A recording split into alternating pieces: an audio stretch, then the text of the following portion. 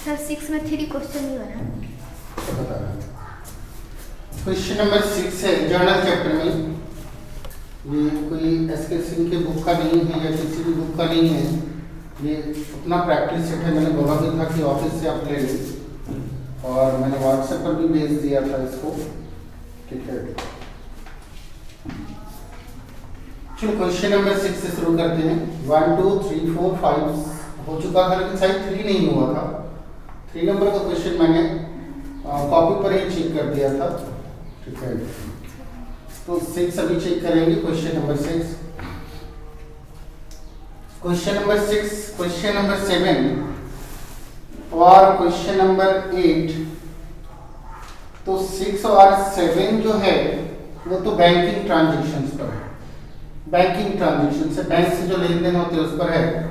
और question number जो 8 है वो कंपाउंड एंट्री पर है। मैंने कंपाउंड एंट्री का क्लास लिया था। मिश्रित प्रविष्टि 2 या 2 से अधिक एंट्री को मिला करके जब हम लोग एक जर्नल करते हैं, एक एंट्री बनाते हैं, तो इसको हम लोग कंपाउंड एंट्री कहते हैं। तो मैंने कई एग्जांपल्स भी दिए थे एंट्री को कंपाउंड करने के लिए। तो क्वेश्चन नंबर 8 कंपाउंड एंट्री पे है। फिलहाल हम लोग 6 और 7 पे चलें। क्वेश्चन नंबर 6 में है prepare banking transactions in the books of Chaudhary and company. आप जर्नल का फॉर्मेट खींचोगे, जर्नल का फॉर्मेट आता है खींचने। इस तरह से जर्नल हम नहीं बनाए, मैंने वीडियो में बताया था फॉर्मेट किस तरह से ड्रॉ करते हैं, उस तरीके से जर्नल बनाए।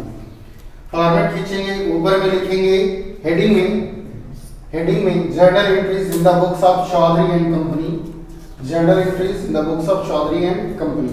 क्लियर है?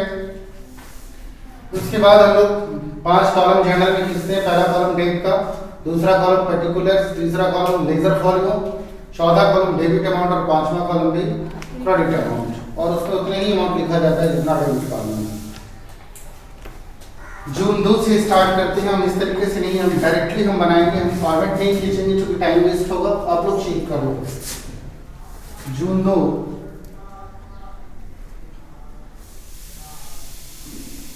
स्टेट बैंक में बचत खाता खोला। आप किसी भी बैंक में सेविंग अकाउंट खोलो, बचत खाता खोलो, करंट अकाउंट खोलो, रिकरिंग अकाउंट खोलो, तो किसी भी बैंक में खाता खोलने का मतलब होता है रुपया जमा करना।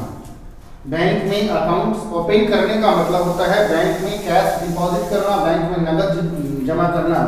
और बैंक में नगद जमा करना पर्सनल अकाउंट बैंक के कारण, पर्सनल अकाउंट बैंक के कारण। ठीक, बैंक पा रहा है, बैंक को डेबिट करें। बैंक अकाउंट डेबिट तो मेरे यहां से कैश जा रहा है टू कैश अकाउंट। नरेशन लिख लेंगे, अमाउंट डालेंगे 10,000 डेबिट में, 10,000 क्रेडिट में।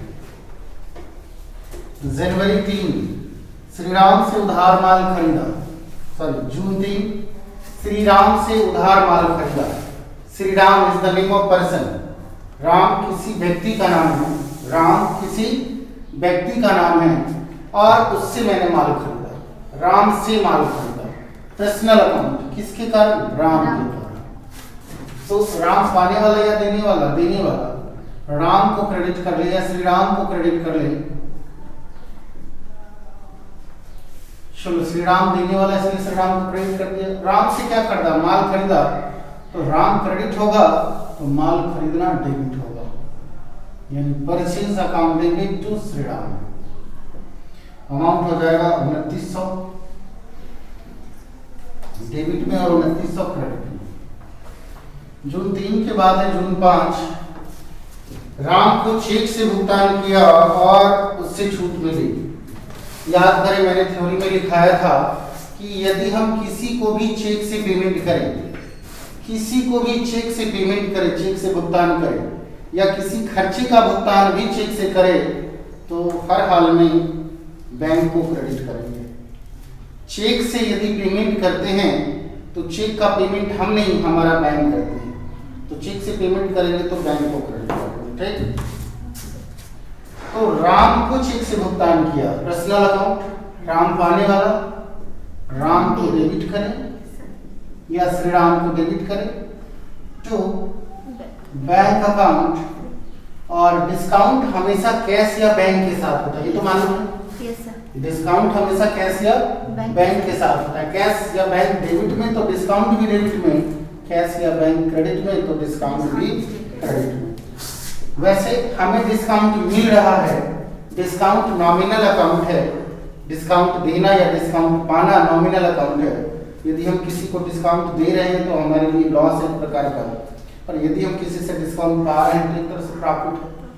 तो हम डिस्काउंट पा रहे हैं, राम को नगद चुकाया, चेक से पेमेंट किया और डिस्काउंट पाया, हमारे लिए डिस्काउंट प्रॉफिट है एक तरह से।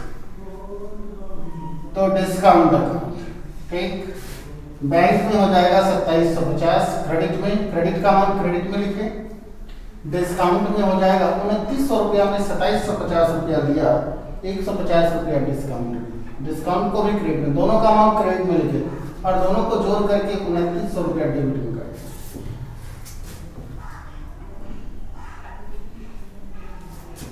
जून 16, नगद माल बेचा और चेक पाया, नगद माल बेचा और चेक पाया, यहां ध्यान देना होगा आपको।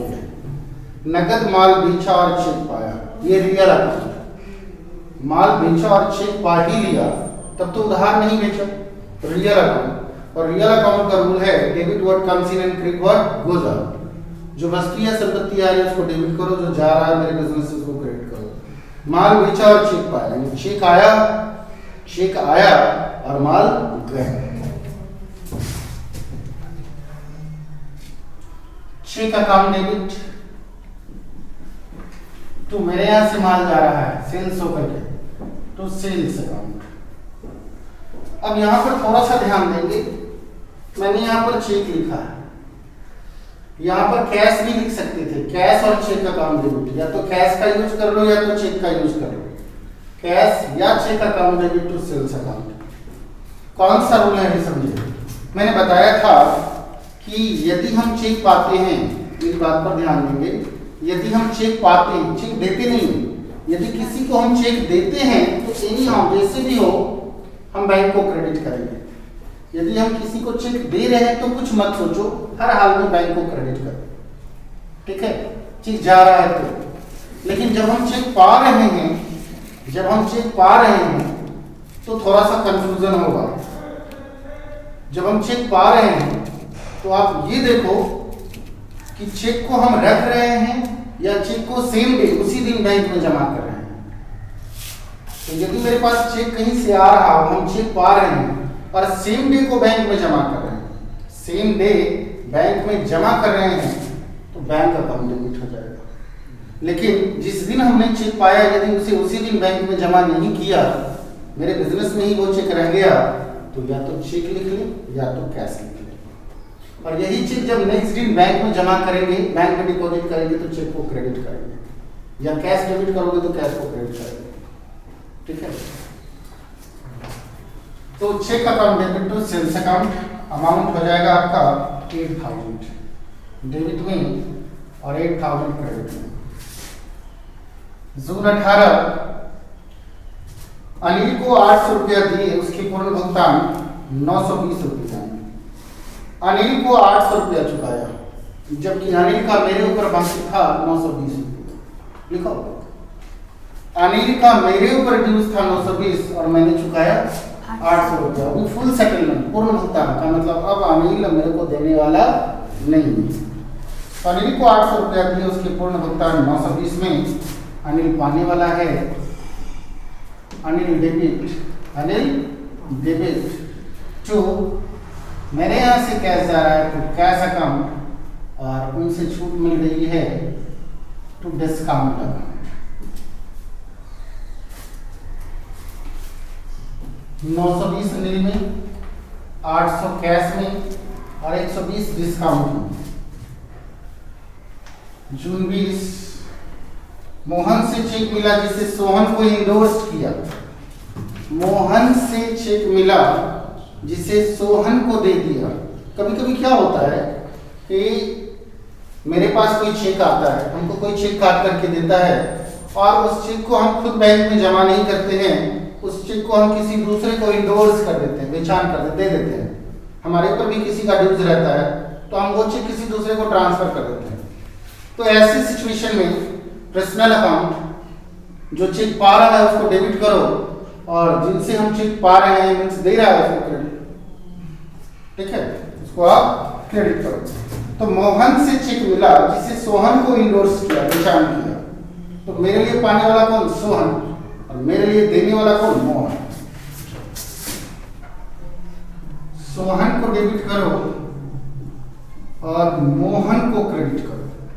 जब चेक इंडोर्स होता है, बेचान होता है, तो हम अपने पर सोचेंगे कि हम किससे पाए और हम किसको दे रहे हैं। तो मैंने जिसको चेक बेचान किया वो मेरे लिए पाने वाला, और मैंने जिससे चेक पाया वो मेरे लिए देने वाला। ठीक, तो आप पाने वाले को डेबिट कर दो, देने वाले को क्रेडिट कर दो। अमाउंट हो जाएगा 1000। चलो इसके बाद है जून 22, 16 जून वाला चेक बैंक में जमा किया। यहाँ देखिए ये चेक 16 जून वाला चेक जो मेरे पास रह गया था, इसको मैंने बैंक में जमा किया। यही चेक को बैंक में जमा किया। पर्सनल अकाउंट, पाने वाला कौन? बैंक। Bank account debit. तो मेरे यहाँ से क्या जा रहा है? मेरे यहाँ से क्या जा रहा है? चेक। यदि यहाँ पर आप कैश लिखते तो यहाँ कैश को क्रेडिट करना पड़ता है, यहाँ चेक लिखे हो तो यहाँ चेक को क्रेडिट करो। तो चेक अकाउंट अमाउंट इतना ही हो जाएगा 8000।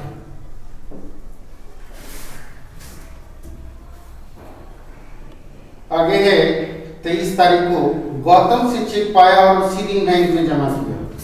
23 तारीख यहाँ देखेंगे, 23 को जो ट्रांजेक्शन हुआ जून 23 को गौतम से चेक पाया और सेम डे बैंक में जमा किया। देखो कितना आसान है, मैंने थ्योरी में लिखाया है। जिस दिन हम किसी से चेक पाते हैं और यदि सेम डे उसी दिन बैंक में जमा कर देते हैं, पर्सनल अकाउंट, पाने वाला कौन? बैंक, और देने वाला कौन? गौतम। गौतम से चेक पाया और सेम डे उसी दिन बैंक में भेज दिया। मेरे लिए पाने वाला कौन? बैंक, मेरे लिए देने वाला कौन? गौतम। गौतम से पाया। Bank account debit to Gautam. और मान लो कि गौतम से चेक पाया और उसी दिन बैंक में जमा नहीं किया, तो यहाँ पर बैंक नहीं होता, तब यहाँ पर चेक या कैश होता। ठीक है, सेम डे बैंक में जमा कर दिया इसलिए बैंक हो गया डायरेक्ट। तो बैंक में जमा नहीं करता सेम डे, तो बैंक के जगह पर क्या होता? कैश या चेक। अमाउंट आ जाएगा 800 रुपये डेबिट में और 800 क्रेडिट में। नेक्स्ट है 25 तारीख को बैंक ने जमा धन पर ब्याज चुकाया। बैंक ने जमा धन पर ब्याज चुकाया। बहुत सारे लोग इसमें कंफ्यूज हो जाते हैं। बैंक ने जमा धन पर, मेरा जितना अमाउंट डिपॉजिट है मेरे अकाउंट में, उस पर बैंक ने ब्याज चुकाया। मैंने नहीं ब्याज चुकाया, बैंक ने हमें ब्याज चुकाया। तो मेरे लिए इंटरेस्ट क्या है? This is the nominal amount और इंटरेस्ट के लिए ड्यू टू इंटरेस्ट के कारण ये नॉमिनल अकाउंट हो गया, क्योंकि इंटरेस्ट को, रेंट को, डिस्काउंट को, वेजेस को, सैलरी को, ये सब हमारे लिए या तो खर्च है, एक्सपेंसेस है, या हमारे लिए इनकम है।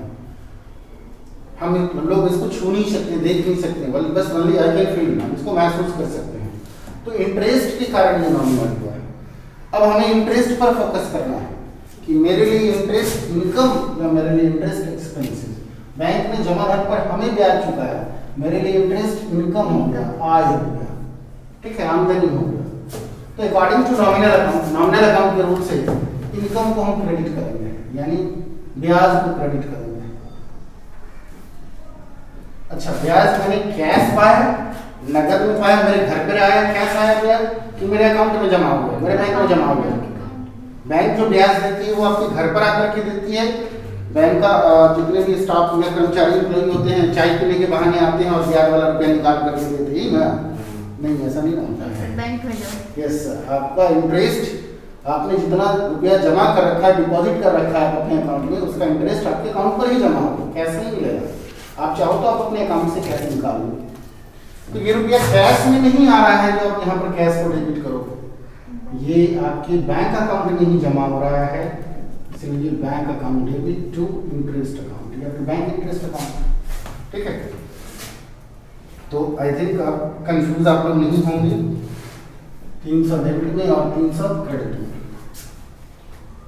बैंक ने बैंक खर्च काटा 27 तारीख, बैंक ने बैंक खर्च काटा है ना, ये भी nominal account, because bank charges the bank expenses हमारे लिए खर्च है। बैंक खर्च काट लेती है, कभी एसएमएस चार्ज के नाम पर, कभी मोबाइल बैंकिंग चार्जेस के नाम पर, तो कभी एटीएम चार्जेस के नाम पर, तो कभी कमीशन के नाम पर। हमेशा बैंक कुछ कुछ रुपया हमसे काटते रहती है, ठीक है। तो ये जो बैंक खर्च के लिए काट लेगी नॉमिनल अकाउंट, पर ये हमारे लिए एक्सपेंसेस है, खर्च है, ये हमारे लिए एक्सपेंसेस है, खर्च। और नॉमिनल अकाउंट का रूल कहता है कि खर्च को आप डेबिट करो, bank charges account debit to. अच्छा, खर्च मैं कैश में पेमेंट करता हूं क्या? बैंक जो हमसे खर्च ले रही है, क्या मैं कैश में देता हूं बैंक को कि मेरे अकाउंट से कट जाता है, मेरे खाते से कट जाता है, कि हम कैश जाकर के देते हैं उसको? अकाउंट से कट जाता है। कैश हम देते तो कैश लेते, लेकिन हम कैश नहीं दे रहे, मेरे बैंक अकाउंट से ही कट रहा है, बैंक से ही पेमेंट हो रहा है एक्सपेंसेस। सर ऊपर में बैंक बैलेंस लिख सकते हैं? नो, बैंक नहीं लिखिए, बैंक से कोई भी काम होगा हम लोग बैंक लिखेंगे, बैलेंस ना लिखें। नहीं तो बैंक का नाम दे दे, आईडीबीआई बैंक है, एसबीआई है, state bank of India, Allahabad bank है, कैनरा बैंक है, सेंट्रल बैंक है, तो नाम दे दें यहाँ पर।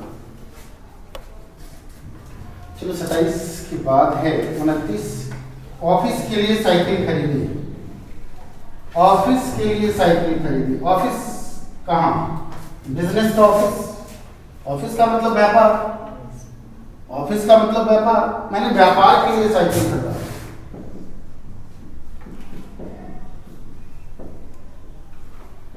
This is the real account, real account. व्यापार में साइकिल आ रहा है और कैश जा रहा है, साइकिल आ रहा है और कैश जा रहा है। जो आ रहा है उसको डेबिट करो रियल अकाउंट के रूल से। साइकिल अकाउंट डेबिट तो कैश जा रहा है, कैश।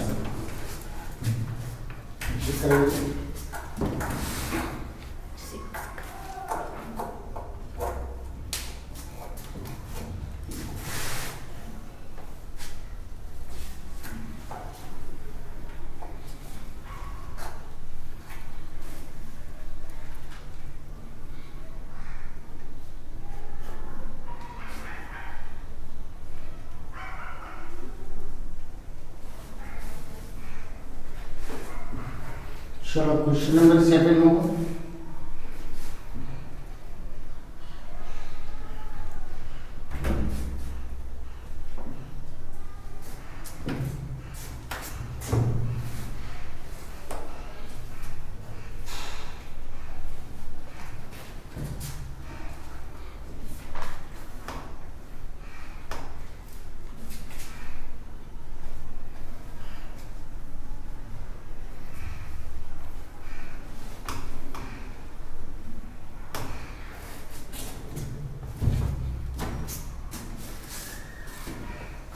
क्वेश्चन नंबर 7 भी बैंकिंग ट्रांजैक्शन।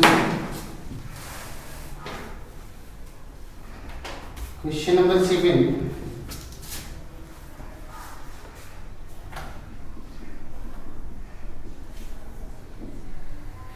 जुलाई 2 बैंक में 25,000 रुपया जमा करके खाता खोला। जुलाई 2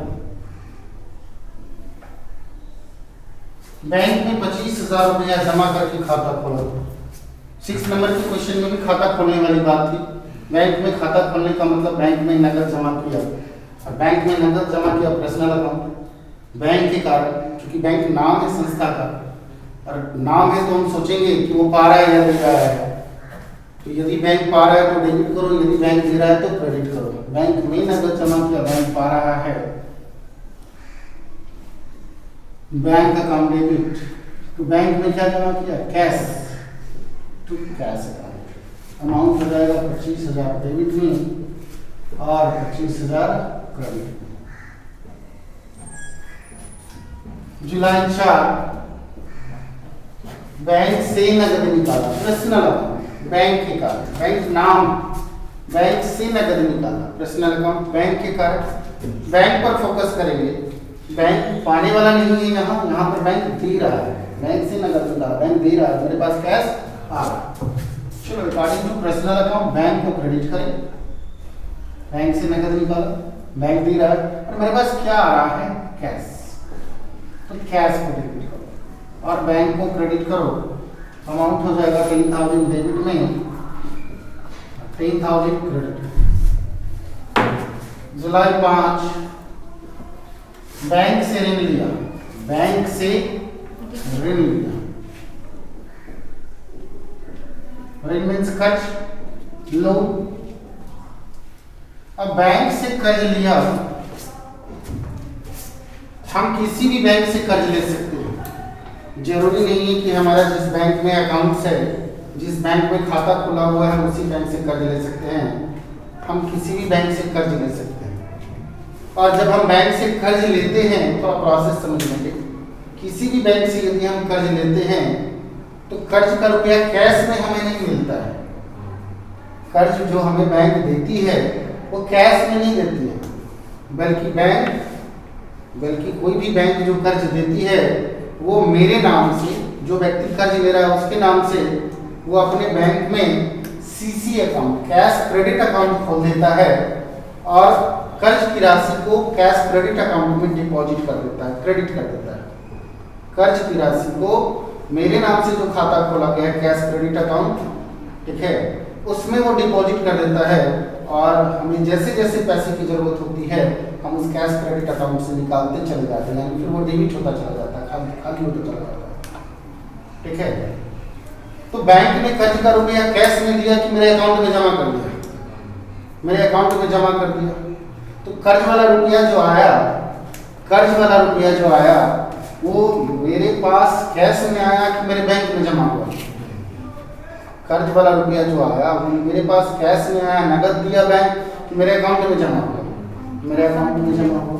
तो पाने वाला कौन, कर्ज वाला रुपया, पाने वाला कौन, बैंक, मेरे बैंक में जमा हो रहा है, तो बैंक अकाउंट डेबिट, ठीक, मेरे बैंक में रुपया जमा हो गया। 2 कर्ज देने वाला कौन, पर्सनल अकाउंट, बैंक से ऋण लिया, पर्सनल अकाउंट।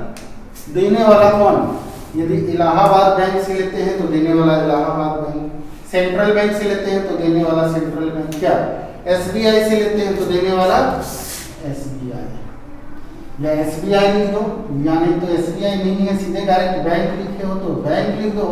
लेकिन ये बैंक क्या हमारा पैसा दे रही है कि अपने तरफ से दे रही है, वो अपने तरफ से लोन दे रही है, तो बैंक अकाउंट डेबिट तो बैंक लोन अकाउंट, यानी मेरे अकाउंट में पैसा जमा हो गया और जिस बैंक ने दिया उस बैंक का नाम के साथ लोन अकाउंट जो होते हैं वो लोन की होती है, ऐसा लोन।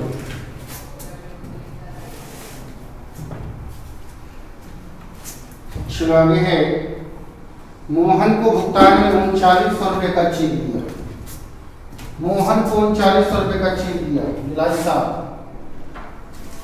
मोहन को चेक दिया, पर्सनल अकाउंट क्या, मोहन पाने वाला, मोहन को डेबिट करो, मोहन डेबिट, तो मोहन को क्या दिया, चेक दिया।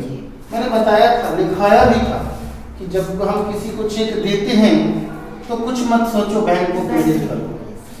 Mohan debit to bank amount 3900, 3900 discount जी 3900, लोन वाले में था 20,000।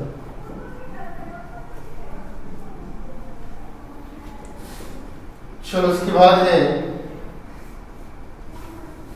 सर, मोहन वाला में है उसे छूट मिली, अच्छा डिस्काउंट भी है, पिछले पेज पर है, तो डिस्काउंट बैंक के साथ जोड़ दो, बैंक क्रेडिट में तो डिस्काउंट भी डिस्काउंट क्रेडिट में, डिस्काउंट अकाउंट 100।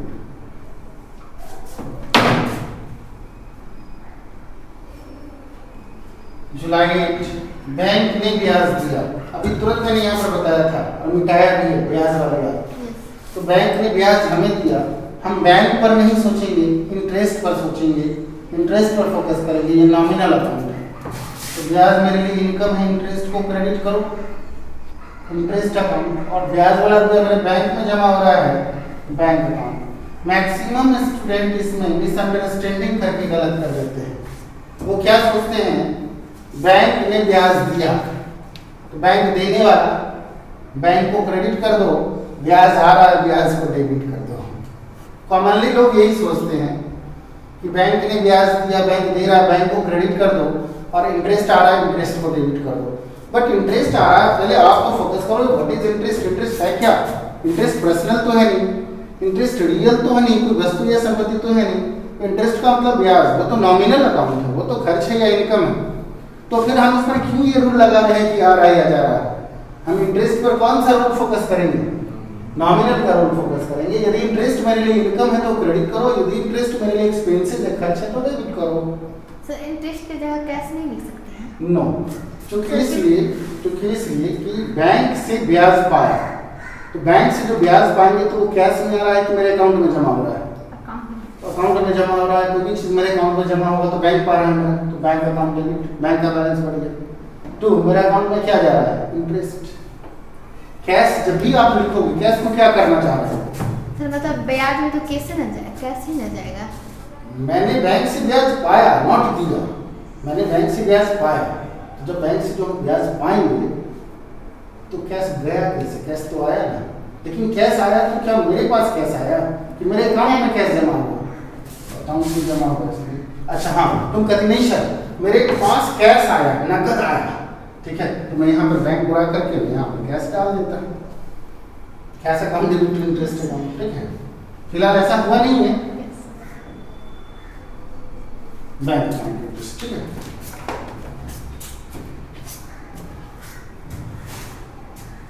आठ के बाद है 10। बैंक ने सेवा के लिए काटा 35 रुपया। सेवा का मतलब है service charges. Bank service charge काट ली, कितना? तो 8 से कम।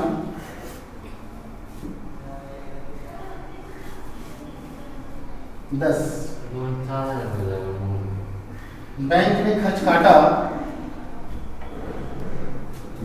बैंक ने खर्च काट लिया। अब बैंक खर्च पर फोकस करो ना, तो बैंक खर्च हमारे लिए एक्सपेंसेस है। बैंक चार्जेस अकाउंट डेबिट तो मेरे यहाँ से कैश नहीं जाता है, बल्कि मेरे अकाउंट से कट जाता है, बैंक से ही कट जाता है। Bank charges to bank 35 rupees. जुलाई 11, रवि से भुगतान में चेक पाया। रवि से भुगतान में चेक पाया और उसे छूट दी। चेक पा रहे हैं लेकिन चेक के बारे में कुछ नहीं लिखा हुआ है कि बैंक में जमा किया गया कि नहीं किया गया। जब किसी चेक के बारे में कुछ नहीं लिखा हुआ है कि बैंक में जमा किया या ना किया, तो समझो उसी दिन बैंक में जमा कर दिया। कुछ लिखा है नहीं तो समझेंगे जिस दिन पाया उसी दिन बैंक में जमा कर दिया।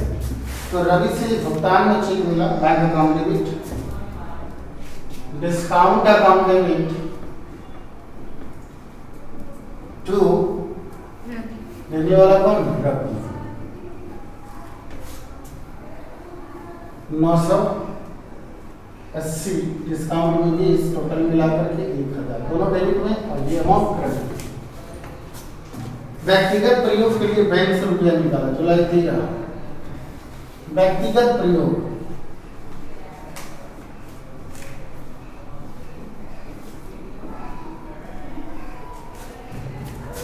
के लिए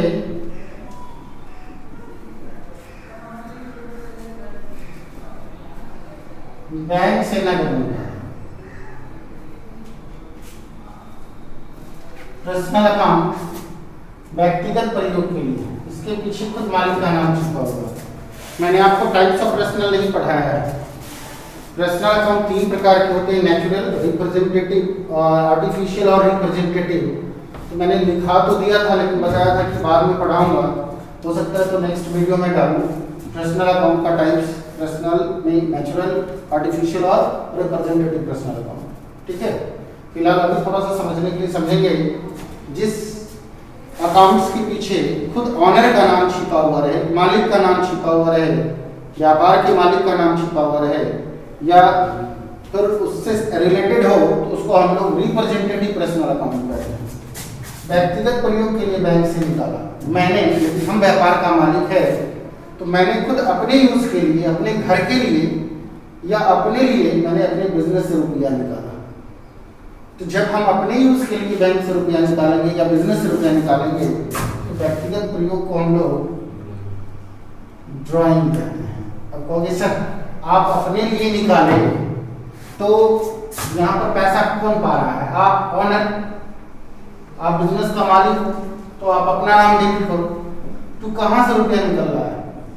बैंक से, तो टू बैंक अकाउंट। सर आपने बैंक से रुपया निकाला, आपने बैंक से रुपया निकाला, आप कह रहे हो पर्सनल अकाउंट है, तो पर्सनल अकाउंट में किस पर फोकस करेंगे? आप पर फोकस करेंगे। आपने अपने लिए पैसा निकाला, तो आप पाने वाला कौन? व्यापार में पाने वाला कौन? आप खुद, यानी बिजनेस का मालिक। और देख कौन रहा है? बैंक से निकल रहा है। तो पाने वाले को डेबिट करो, आप अपना नाम डेबिट करो और बैंक को क्रेडिट करो। लेकिन क्या आप अपने बही में, मीन्स व्यापार का मालिक अपने बही में अपना नाम लिखेगा? नहीं लिखेगा। तो अपने नाम के बदले में या तो वो कैपिटल यूज करता है या तो वो ड्राइंग यूज करता है। कैपिटल कब यूज करता है? जब पैसा लगाते हैं तो कैपिटल, जब पैसा लगाते हैं तो कैपिटल, और जब निकालते हैं तो ड्राइंग। जरा समझे इसको।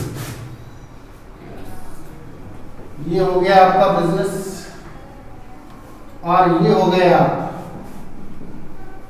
है ना, ये हो गया आप बिजनेस के ऑनर हो, ठीक है। आप यदि इसमें कुछ भी लगाते हो, आप अपने बिजनेस में, ये एरो में बिजनेस की तरफ डाल रहा हूं, आप बिजनेस में कुछ भी लगाते हो, लगाने को कहते हैं इन्वेस्ट करना। आप बिजनेस में पैसा लगाते हो, आप बिजनेस में कोई एसेट्स लगाते हो, आप अपना एसेट्स लगाते हो, आप बिजनेस में कोई गुड्स माल लगाते हो, तो जब आप लगा रहे हो इस बिजनेस के लिए हो जाएगा ये कैपिटल। तो कैपिटल को क्रेडिट करो, है ना। और आप अपने बिजनेस से कुछ निकाल रहे हो, ये एरो मैंने बिजनेस से निकालने के लिए दिया, ये निकल रहा है। आप अपने बिजनेस से, आप अपने लिए, आप अपने घर के लिए कुछ निकाल रहे हो,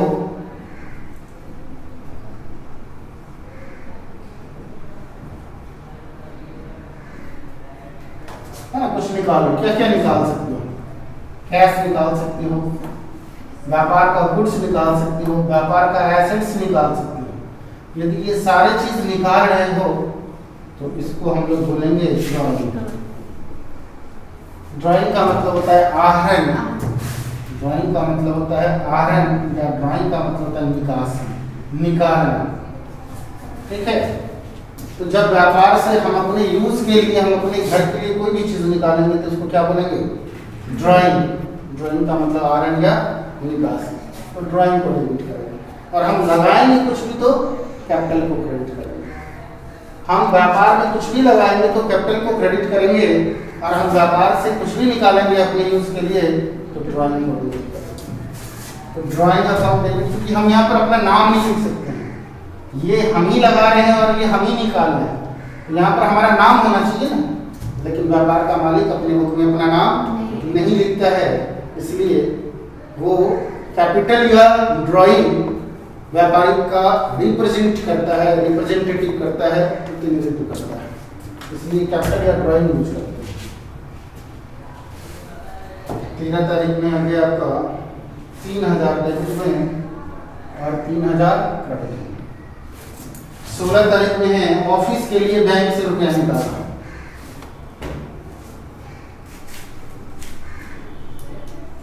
ऑफिस के लिए बैंक से रुपया निकाला, ऑफिस का मतलब बिजनेस, ऑफिस का मतलब बिजनेस, और बिजनेस के लिए बैंक से रुपया निकाला। पर्सनल अकाउंट, बैंक से रुपया निकालना, पर्सनल अकाउंट, बैंक दे रहा है, बैंक को क्रेडिट करो, और मेरे पास कैश आ रहा है, कैश को डेबिट करो।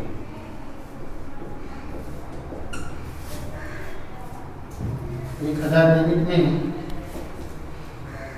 1000 1000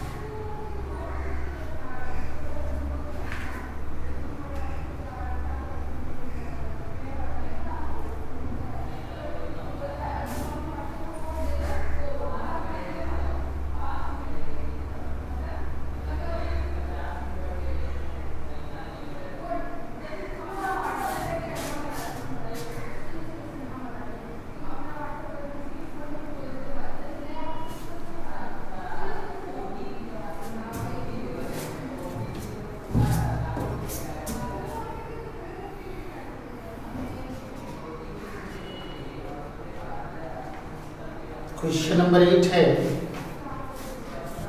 क्वेश्चन नंबर 8 में कंपाउंड एंट्री पर सारा क्वेश्चन है। कंपाउंड एंट्री मैंने समझाया था। चेक करेंगे क्वेश्चन नंबर 8। व्यापार के लिए बैंक से रुपया निकाला, पर्सनल अकाउंट। व्यापार के लिए बैंक से रुपया निकाला, बैंक दे रहा है और मेरे व्यापार में कैश आ रहा है। अगस्त 3, कैश अकाउंट डेबिट टू, देने वाला कौन?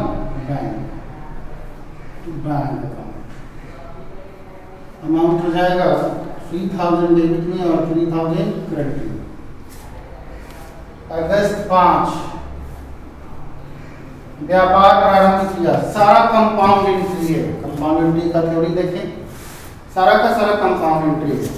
अगस्त 5, कैश से बिजनेस स्टार्ट किया, मशीन से बिजनेस स्टार्ट किया और स्टॉक से बिजनेस स्टार्ट किया। सुनो, यदि आप कैश से बिजनेस स्टार्ट करते हो तो क्या बनाओगे? जनरली बिजनेस में कैश आ रहा है, कैश अकाउंट डेबिट टू, देने वाला व्यापारी अपने बुक में अपना नाम नहीं लिखता है तो क्या लिखेगा? कैपिटल। यदि आप कैश से बिजनेस स्टार्ट कर रहे हो तो cash account debit to capital account. लेकिन कैश के साथ साथ मशीन से भी बिजनेस स्टार्ट कर रहे हो तो जैसे कैश को डेबिट किया है उसी तरह मशीन को भी डेबिट करो, क्योंकि आपके बिजनेस में मशीन आ रहा है। स्टॉक को भी डेबिट करो, क्योंकि स्टॉक से भी आप बिजनेस स्टार्ट कर रहे हो, आपके बिजनेस में स्टॉक आ रहा है। और कैपिटल को क्रेडिट करो। कैश में 2,50,000, मशीन में 8 लाख और स्टॉक में 1 लाख, हो जाएगा 11,50,000। अगस्त 7, सोहन से माल खरीदा। मैंने आपको थ्योरी में जो बताया था वो बताया था कि आप अलग अलग जर्नल बना लो फिर कंपाउंड कर लो, अलग अलग जर्नल बना लो फिर कंपाउंड कर लो, लेकिन थोड़ा सा टाइम लगेगा। मैंने आपके प्रैक्टिस के लिए बताया था कि प्रैक्टिस हो जाएगा, लेकिन यदि कम समय में हमको जर्नल बनाना है तो सोहन से माल खरीदा, नकद और उधार। एक बार नकद बना लो, एक बार उधार बना लो, तो कैसे होता है? सोहन से माल खरीदा, नकद और उधार। ठीक, तो माल खरीदने में माल आ रहा है और सोहन दे रहा है, पर्सनल ऑर्डर दोनों है। सोहन से नकद माल खरीदा रियल और सोहन से उधार माल खरीदा पर्सनल। क्या? सोहन से माल खरीदा रियल और सोहन से नकद माल उधार माल खरीदा पर्सनल।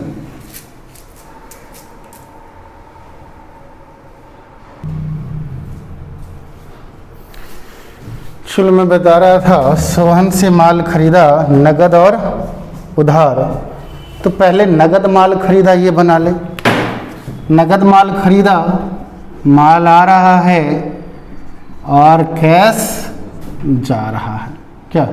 यहाँ देखोगे, purchase account debit to cash account, ये नगद माल खरीदा का एंट्री, क्योंकि नगद माल खरीदने में सोहन के नाम की आवश्यकता नहीं होती है। तो सोहन से नगद माल खरीदा 2,50,000। चलो कैश में 2,50,000। अच्छा, सोहन से उधार माल खरीदा, सोहन से उधार माल खरीदा, purchase account debit to Sohan, purchase to cash नगद माल का, परचेज टू सोहन उधार माल का। अमाउंट हो जाएगा 1,50,000। दोनों को ऐड कर दो, 4 लाख कर दो। अब कहोगे सर ये तो आप जानते हो और आप आसानी से बना लिए, हम लोग कैसे करेंगे? प्रैक्टिस की चीज़ है। आपको ऐसे नहीं हो रहा तो आप ऐसे करो, कंपाउंड करो। रूल बताए थे ना, पहले बना लो सोहन से नगद माल खरीदा, purchase account debit to cash account, नगद माल खरीदने में सोहन का यूज नहीं होगा। और सोहन से उधार माल खरीदा, purchase account debit to Sohan. मैंने कहा था कि जो मिल रहा है डेबिट या क्रेडिट वाला मैच कर रहा है, मैंने रूल बताया था, इससे पहले वाले वीडियो देखेंगे तो या तो डेबिट वाला या तो क्रेडिट वाला मिलना चाहिए। डेबिट वाला मिल रहा है, 2 परचेज ना लिख करके हम 1 परचेज लिख लेंगे, कॉमन ले लेंगे, 2 परचेज में से 1 परचेज को कॉमन ले लिया। और कैश और सोहन नहीं मैच कर रहा है क्रेडिट में तो दोनों को उतार देंगे क्रेडिट में, कैश और सोहन। ठीक है, तो वो तो ट्रेडिशनल पैटर्न हो गया, मैंने जो बताया था कि आप पहले रफ कर लो, दोनों बना लो, फिर जोड़ लो।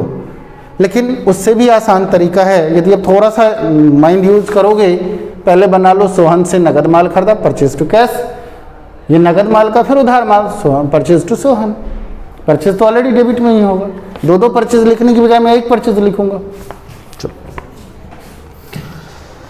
अगस्त 8, मोहन को माल बेचा नगद और उधार, वही चीज है, पहले बना लो मोहन को नगद माल बेचा, यहां देखो cash account debit, cash account debit to sales account, जरा देखिए ये हो गया नगद माल बेचा, कैश आ रहा है और माल जा रहा है, नगद माल बेचा।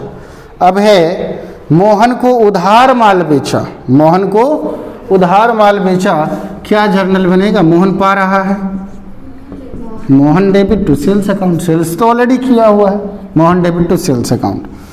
कैश में लिखेंगे 2 लाख और क्रेडिट में लिखेंगे 2.5 लाख, कुल मिलाकर के 4,50,000 सेल्स में।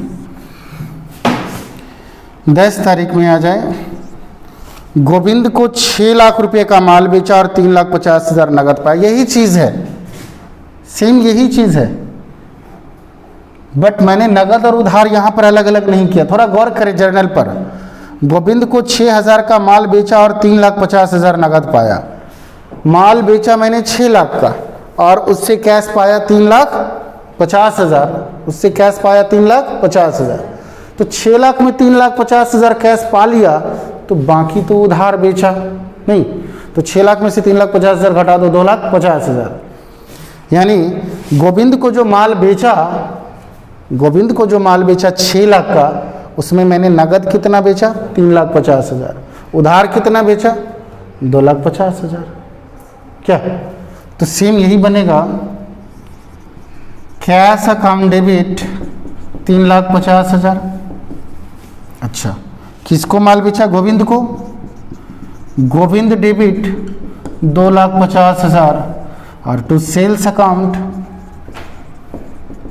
कितना? 6 लाख। समझ में आई बात? मैंने गोविंद को टोटल कितने का माल बेचा? 6 लाख का, उसमें नगद कितना पाया? 350, और तो उधार कितना हो गया? 6 में से 350 घटा दो, उधार हो गया 2,50,000। चलो आगे है, सपना से 2,50,000 का माल खरीदा और चेक दिया 2 लाख। माल खरीदा 2.5 लाख का, माल खरीदा 2,50,000 का और चेक दिया 2 लाख का, तो क्या समझा जाएगा? सपना से कितने का माल नगद खरीदा? 2.5 लाख में 2 लाख का माल नगद खरीदा, बाकी 50,000 का माल उधार खरीदा। सपना से टोटल माल मैंने कितने का खरीदा? 2,50,000 का, और चेक कितना दिया? 2 लाख, तो इसका मतलब 50,000 तो उधार ही ना खरीदा। चलो तो 12 अगस्त 12, पहले बना लो purchase account debit to Sapna, ये परचेज टू सपना, ये हो गया उधार माल खरीदने का। सपना से उधार माल कितने का खरीदा? 50,000 का।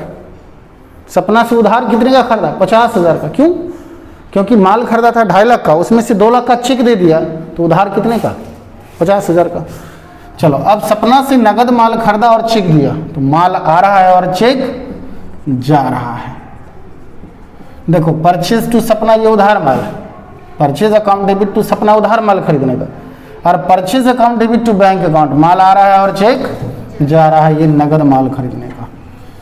तो 2 लाख और 50,000 टोटल मिलाकर के माल की खरीदारी हुई 2,50,000। ठीक है,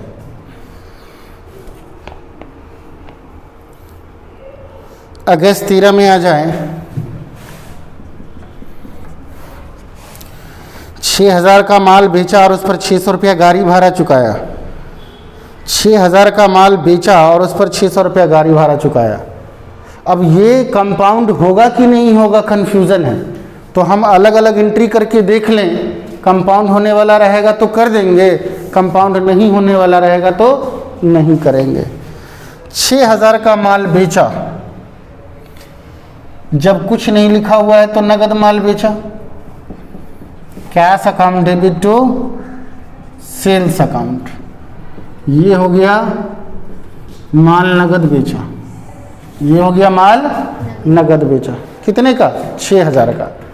अच्छा, माल बेचने पर गाड़ी भाड़ा चुकाया, ये तो रियल अकाउंट था, और गाड़ी भाड़ा जो चुकाया उसी डेट को, तो गाड़ी भाड़ा तो नॉमिनल अकाउंट हो गया। नॉमिनल अकाउंट में गाड़ी भाड़ा खर्च है क्या? तो गाड़ी भाड़ा को आप फ्राइट लिखो या फिर कार्टेज लिखो। Cartage account debit, nominal account है, खर्च को डेबिट करेंगे, टू कैश अकाउंट। अमाउंट हो गया 600 रुपया। अब एक बात बताओ थोड़ा सा, क्या इस दोनों को कंपाउंड किया जा सकता है? डेट सेम है, डेट सेम है, तो क्या इस दोनों को कंपाउंड कर सकते हैं, मिला करके एक जर्नल बना सकते हैं? क्यों? क्योंकि ना डेबिट वाला मिल रहा है, इसके डेबिट में कैश है, इसके क्रेडिट में कार्टेज है, ना डेबिट वाला मिल रहा है ना क्रेडिट वाला मिल रहा है। देख रहे हो, क्रेडिट वाला मैच कर रहा है नहीं। तो जब डेबिट या क्रेडिट दोनों में से कोई एक मैच ना करे तो कंपाउंड नहीं करेंगे, अलग अलग करके छोड़ देंगे। ठीक है, चलो। अगस्त 15 25,000 रुपया का माल रोहित ट्रेडर से उधार खरीदा और आगत भाड़ा चुकाया। माल खरीदने पर भाड़ा चुकाया 50 रुपया। चलो, 25,000 का माल रोहित ट्रेडर से खरीदा अगस्त 15। अलग अलग बना करके देख ले कि कंपाउंड होने वाला है कि नहीं होने वाला है। रोहित ट्रेडर से उधार माल खरीदा, purchase account debit to Rohit traders account. देखो, ये हो गया माल खरीदने का, माल आ रहा है और रोहित दे रहा है, पर्सनल अकाउंट। कितने का? 25,000 रुपये का, है ना। और भाड़ा चुकाया 15 तारीख को ही, माल खरीदने पर भाड़ा चुकाया, कार्टेज या फ्राइट, फ्राइट अकाउंट डेबिट यानी फ्रेट अकाउंट डेबिट, या कार्टेज कर दो या कैरेज कर दो। कार्टेज का मतलब गाड़ी भाड़ा, cartage account debit to cash account, खर्च है।